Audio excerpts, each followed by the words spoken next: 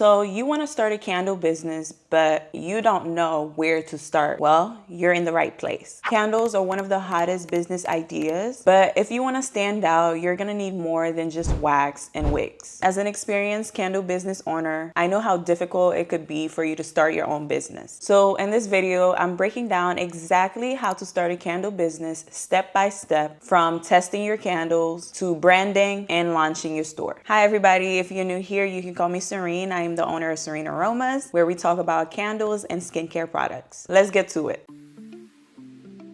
First, let's talk about your niche. We know that candles are everywhere, and I mean everywhere. How do you stand out? Well, you're gonna need to ask yourself a few questions. What type of candles do you want to make? Are you thinking luxurious, seasonal, spiritual, personalized, or pretty candles? They're going to determine the unique type of value that you bring into an oversaturated market where everybody's making candles. These things are also going to affect the type of materials that you buy, because if you want your candles to be luxurious, you're going to have to buy a different type of wax and fragrance oil compared to a company who's focused on making cheap candles. This is all in turn going to affect your target audience, because the person looking for a cheap candle isn't necessarily going to look into a brand that's selling luxurious candles for a higher price. So you definitely have to find your niche, which will help you attract the right customers, price your products properly, and stand out as a brand. And once you find your niche that you're settled on, you're going to have to do research. And I mean lots and lots of research. Research is going to be very important, because you're going to be able to see what the trends are for that year, and also what the demands are for that product that you're thinking of putting out. For instance, if you're making candles about wellness or self-care, you're going to have to do research about the type of waxes that are good to portray that to your customers, along with the type of oils that you're going to be using within the candles themselves, because not all oils are made the same way, and some of them are toxic. If you're making a product that's meant for self-care and wellness, having a toxic oil will not be helpful and attract the right customers as well. I recommend that you search through all the social media apps that are out there, from Instagram, TikTok, YouTube, even Google Trends, to find out what is popping at the moment. I also think this is very helpful for brands that are seasonal, because you'll be able to see what was trending last year and will be recurring again this year or in the future.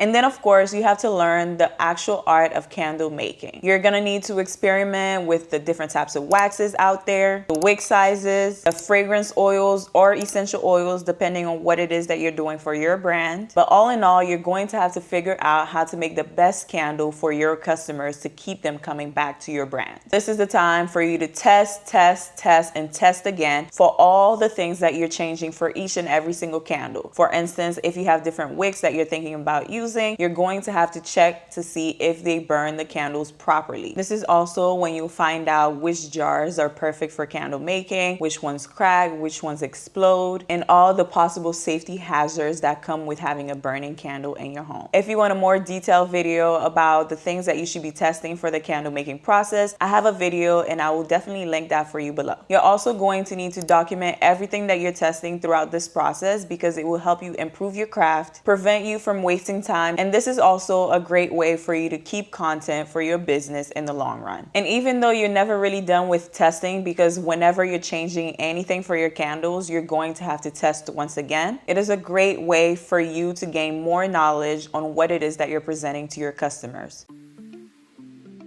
Then, of course, you're going to have to put together a business plan. This is going to include all the costs for each and every single product out there. It's going to help determine your startup cost with all the materials that you need, the pricing strategy that you're going to use, the sales channel that you're going to sell at, along with a marketing plan for your business. This is where you'll be determining where you're going to get your wax, your jars, your wicks, and all those things from. If you need some help figuring that out for yourself, I have a candle making suppliers list. This is going to give you a breakdown of where you can get your wax, your wicks, your containers, your labels, and all other supplies that you need for the candle making process. If you want to get your hand on that, definitely check it out on my website at serenearomas.com. If you also need some help with your pricing strategy, I do have a video for that, which I will link for you below. In this video, I talk about all the things you need to include within your price so that your business can make money rather than lose money. And like I mentioned, you're going to need to figure out the sales channels that you're you're going to use to sell, whether that's Etsy, Shopify, if you want to have your own website, Instagram shop, TikTok shop, Facebook market, in-person markets, basically all those places that you have access to make some money with your business. Just know that this is a lot of work for all these different platforms, and they have definitely different requirements. So you're going to have to figure out which one is more important to you. What I recommend is that you test at least 2 to 3 different platforms so you can figure out which one is bringing you the most traction for your business. This is of course going to affect your marketing plan as well, because if you're selling on TikTok Shop, you're automatically going to have a TikTok account, which you can use to promote your business at the same time. Like I mentioned, having these different platforms will help you in the long run. So figure out which one is bringing you the most traction with the least amount of work. I know that setting up all of these things may not be the funnest part of having a business, but doing them early on will save you so much headache down the line. So make sure you don't skip this part.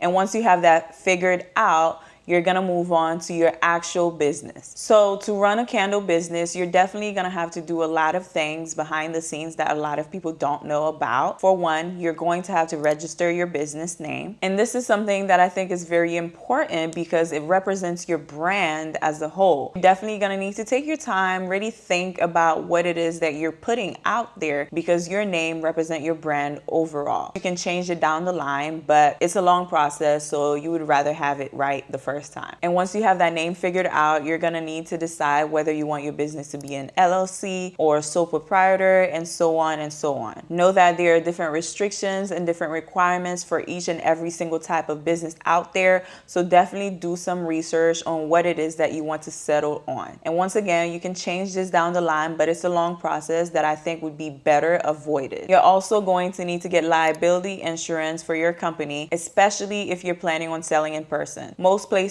that host events like farmers markets, pop-up events require you to have liability insurance, so you're definitely going to need this for you to attend any of those events. If you're unsure of what to get specifically within your liability insurance, what I recommend that you do is look for some information for a farmers market or pop-up event that you're interested in and find out the requirements for their liability insurance. This is usually the same across different companies, but know that you can change your liability insurance as well based on your specific needs. This is also where you're going to figure out what you need to have specifically for your brand on the labels that you put for your candles. This varies across the board, but typically what you need to have is the information for the net weight of the candle, both in ounces and grams, the name of the business presented on the label, along with the name of the candle itself.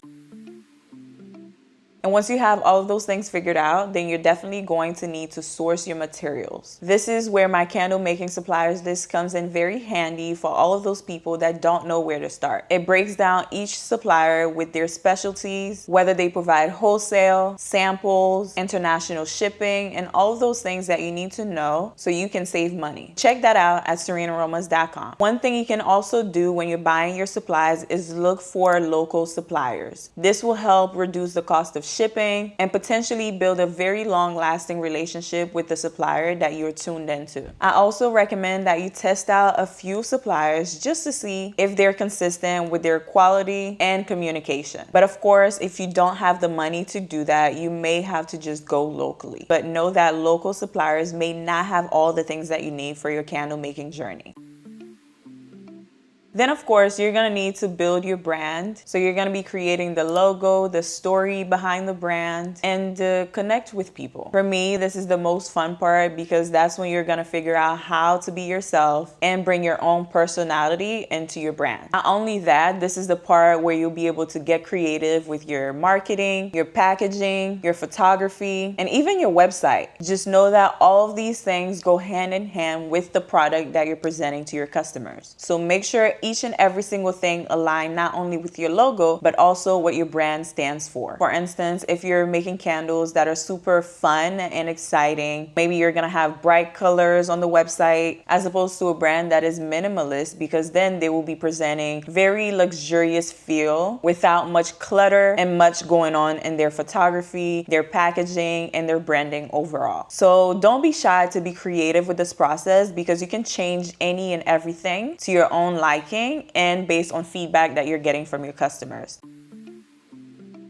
And once you have all of those things figured out, then of course you're gonna need to create your online shop. Etsy is one that is very popular and beginner friendly for handmade products. Shopify allows you to have access to your own website and branding, and you also have more control on what you present to your customers. TikTok Shop is known for blowing people's business up, so maybe look into that as well. I also think that all of these platforms can easily be figured out by one person, so if you're doing your own business, you can definitely spend some time to figure out what works and do some research online through YouTube, videos on TikTok, Instagram, because there's a lot of information out there that's for free to help you figure out how to set up your online shops. And also make use of ChatGPT and AI to help you figure some things out, especially if you don't want to spend extra money that you don't have to.